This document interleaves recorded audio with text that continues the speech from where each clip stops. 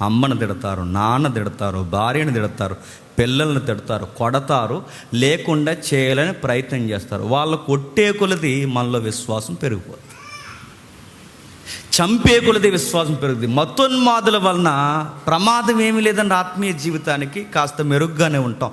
ప్రమాదం ఎవరి వలన ఉంటుందో తెలుసా? మనలో ఉండి మన బైబిల్ పట్టుకుని వాక్యాలు తీస్తూ మనవాడు అనుకుంటూ తప్పుడు బోధలు చేస్తున్న వాడితోనే సంఘానికి ప్రమాదం. మరలా వివరణ మరలా ఇస్తున్నా.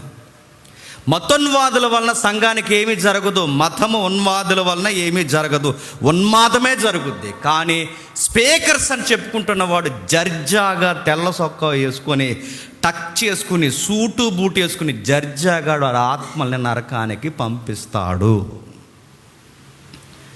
మనం అంటున్నారు, చాలామంది అనుకుంటారు మతోన్మాదుల మీద స్పందించకపోయినా పర్లేదండి, మొరిగి మొరిగి మొరిగి అలా ఆగిపోతారు. ఎందుకంటే యేసుప్రభు వచ్చేంత వరకు మతోన్మాదులు ఉంటారు. వాళ్ళని మార్చడం అని కూడా మన అమాయకత్వం, వాళ్ళు ఉంటారు. కానీ సంఘానికి ప్రమాదకరమైనది వీళ్ళే.